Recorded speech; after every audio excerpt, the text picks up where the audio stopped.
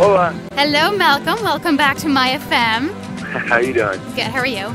Doing good. So, no offense, but I really hate that I'm talking to you right now. I was really hoping you'd bring home the money this time around. Jessica, I too was hoping I would bring home the money this time around. So during your first season, you made it pretty close to the end, but then lost with a ball challenge. But then this season, you couldn't find your third idol to save your Survivor life. Yes, I tend to execute poorly right before I get voted out. Funny how that works. And you even spent $480 in the Survivor auction to find your idol clue. I'm still trying to get CBS to reimburse me that money. I shouldn't have to pay if I can't actually find it. So how hard was it to actually find hidden immunity idols, though? Because you're on a huge island, and really those idols could be hidden anywhere. Yeah, they make it look, and they're not going to show me digging around for hours and hours and hours and looking at under every rock and in every like nook and cranny in every tree like I was. Mm-hmm. So I was lucky enough to find a couple, but I looked for forever for those things. And even the one I couldn't find, I was digging for hours and hours and hours before that, before Andrea jumped me in the woods. I had this big old like clamshell, and my hands were blistered and bleeding from using it so much to try to dig up this idol. Yeah. So, I mean, it's no joke. You don't find them just like on a whim. You have to go look for them. Yeah, because it kind of seems like, you're spending a couple hours and hey, you find it, but really you're looking for days and days and days. Oh yeah, you're constantly out there looking, and but it's so nice when you get one. It's like you found like the big Easter egg. Like it's fun. Well, I am glad that you did find two during your time on the show, because seriously, that move that you played at Tribal Council will definitely go down in Survivor history as one of the best moments ever, so congratulations for that. Oh, thanks. But, best moment, but it wasn't like, that wasn't the way it was supposed to work. It still kills me. Like, it was supposed to be a flop. Like, we were supposed to pull them out and scare the pants off everybody and get away with having everyone vote for Phil. And me and Eddie weren't even the plan. Really? That was the plan. I was probably going to have to tackle Eddie to keep him from playing his, but the plan was to make nobody vote for us. Wow. And Eric ruined it and had to bring it up with his big old mouth. Opened his mouth for the first time in a month. So as much as it was fun, I got a certain like cruel satisfaction watching Philip lumber off the Tribal Council stage. It did not go according to plan. Now, Philip, I was talking to him last week. He said, "Oh, they got me out. I must be like such a huge threat. They had to use 2 hidden immunity idols on me." How do you feel about that? Are there drugs that can like check an ego? Because Philip needs the double prescription. Like we got rid of him for. I mean, give him some credit. Everyone just gave him all the power, and all the favors were just going to ride behind him to the end. And he was never to win. Nobody's ever going to give that guy the money because it's embarrassing having to put up with him the entire time. He drove everyone crazy. Mm-hmm. We got rid of him because he was in everyone in the majority alliance's end game plan. Everyone wanted to take him to the end. The best way we felt to shake up the status quo would be to get rid of the saggy pink underwear. So it wasn't because he's a threat. I mean, it was 95% because we felt it could shake it up, and it was 5% because we didn't want to listen to him talk anymore. There you go. So then once he did leave, were you kind of thinking, oh no, maybe we should have got out Andrea or someone else?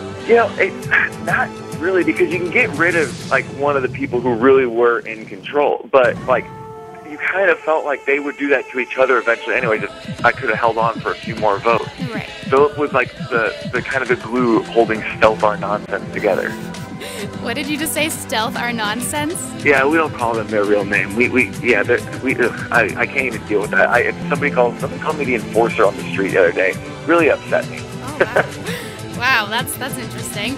So once last week was over, your alliance tried real hard to get Sherry and Eric to flip, but in the end, it just didn't happen. How come? We never really put a whole lot of faith in Eric flipping. That's why I let Reynolds and Eddie do it. But after a while, I didn't trust them with too many real responsibilities anymore. So I let them go mess with Eric, not really expecting too much. But Sherry, I really thought was our best chance. She was very close with Philip. That was another one of like the perks of getting rid of him. And I really thought that she might go along with the plan because I really did feel she was sitting on the bottom of the favorite. Yeah. But what I didn't know was how horribly she hated Reynolds and Eddie. I didn't see what happened between those guys until I saw it on TV. And then I'm like, Oh, that makes a lot of sense now. Yeah. Why yeah. she wouldn't, because they hate each other with a fiery passion. And of course she wouldn't tell you that, right? Reynolds and Eddie wouldn't tell me anything. Like, they were just acting like they said they didn't really get along. They didn't tell me they were having shouting matches on the fan stage. And Jerry kind of, like, alluded to it, but she didn't make it, like, clear that, like, she would probably, like, not save them if they were drowning, sort of deal. Now, I'm not sure how they're going to make it without you there, because of the three, I don't even know if I want to call you the three amigos. Is that really your alliance name? God, that was such a bad idea. It was supposed to be a funny little joke in the woods, like the three amigos, oh, we're the underdogs. And then Eddie goes and says it at Tribal. I wanted to elbow him in the face, because what worse way to, like, try to sway people to come with you? There's the final three in Survivor, and we have a 3 in the name of the alliance. Yeah. It's the worst strategy in the history of, like, alliance naming strategy. Oh, so that didn't help either. Well, it really seemed like you were the brains of the 3, so not sure how long they will last. So we'll see, I guess. We'll see. So your Survivor experience was very unique because you played 2 seasons back-to-back, which means you and actually everyone you played with didn't even really get to watch your seasons. So do you think that worked as an advantage or a disadvantage for you? It was kind of, like, easy to say in hindsight, but I really do feel like it was a disadvantage because it played a big role in me deciding to fuck those things, because none of the favorites would take me to the end. They were, scared that I might, like, be this, like, Russell Hands, like, kind of, jerk mastermind sort of deal that would just mow through, like, everything because, like, didn't have a soul or whatever. So, like, nobody really trusted, as much as I was in the majority and I managed to stay safe in the favorites' lives for a while, nobody was going to take me to the end, and it really did play a factor in my decision to flip. Okay. Now, Corinne said that you were kind of like a fan on the Favorites tribe. You didn't have an ego, and you didn't really know how many fans you had just yet. So how great was it when you finally did leave the show and you started to get recognized? It's been fun. I'm a fan of the show, so I enjoy, like, when people stop and want to talk about it for half a second or something like that. It's fun. So, yeah, Corinne's a sweetheart. She definitely could not stand some of the egos that were out there on the Favorites tribe, and that is part of the reason I think we got along so well. Yeah. So what's next for you, Malcolm? I'm living in LA for the summer. I'm out here. I work in a nightclub on the weekends, and I do a inner city program. It's a nonprofit for at-risk kids a few times a week as well. So I'm going to enjoy the summer, and we're going to figure it out. There we go. Well, I hope to see you on another season of Survivor, and we'll see you on finale night. All right, I appreciate it. Thanks for talking to me today on myFM.